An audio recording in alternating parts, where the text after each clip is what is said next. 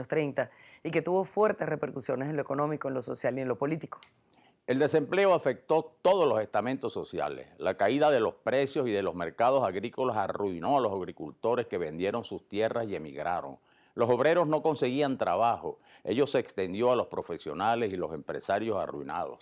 Se calcula que llegaron a sumar 14 millones de desempleados, pero la crisis no se detuvo en territorio norteamericano debido a la dependencia económica que Europa tenía de los Estados Unidos. Cayó la producción mundial, se crearon grandes tensiones en el mercado laboral internacional también.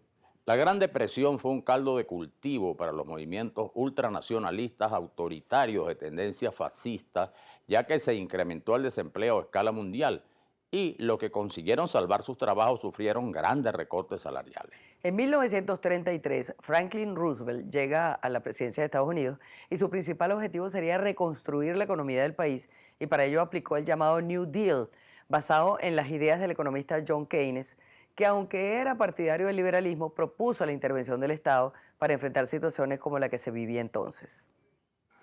Hablar de la gran crisis, la Gran Depresión de 1929 y resumirlo en pocos minutos es muy difícil. Sobre esto se han escrito cantidad de libros y artículos, porque fue la crisis más grande vivida en Estados Unidos y en Europa en toda su historia económica. Hay quien la ha llamado la crisis del fatídico número 9, porque fue el día 29 del mes 9 del año 1929. Ninguna crisis económica surge de un día para otro, no es un terremoto que se presenta en forma imprevista, siempre se van acumulando causas que al final explotan, normalmente porque no se sabe manejar, esas crisis. ¿Qué ocurrió en 1929?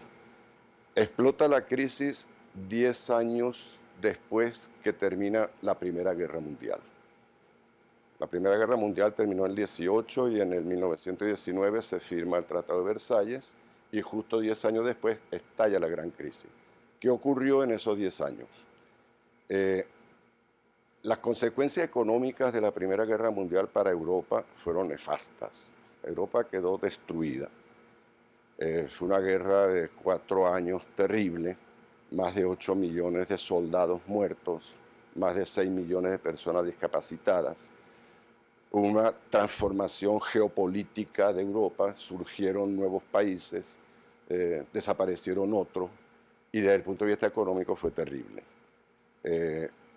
Además, los países vencedores, Inglaterra, Francia y Estados Unidos, que entró al final, sometieron a los países derrotados a unas exigencias económicas para recuperar los gastos que habían incurrido. Los países, tanto los vencedores como los ganadores, tuvieron un gasto público enorme, los impuestos tuvieron que financiarlos con impuestos y con muchos préstamos. El plan de Keynes estaba orientado a favorecer las inversiones, el crédito y el consumo, lo que permitiría reducir el desempleo, y se ofrecieron ayudas a los bancos y a los agricultores que aumentaron los salarios y se redujeron las horas de trabajo. Se diseñaron planes de asistencia sanitaria y un nuevo sistema de jubilaciones y pensiones. Por supuesto, el dólar se devaluó, se tomaron medidas proteccionistas, se produjo la recuperación muy lenta de la economía y muchas de sus consecuencias fueron caldo de cultivo para el comienzo de la Segunda Guerra Mundial. Sobre el tema conversaremos con el historiador, profesor universitario Daniel Terán. Antes de la pausa, les recordamos a todos los televidentes que pueden hacer sus comentarios en nuestra cuenta de Twitter e Instagram, @lahoraclave_piso_gv, y también a través del canal de Globovisión en YouTube y Dailymotion podrán tener información más detallada de nuestra programación.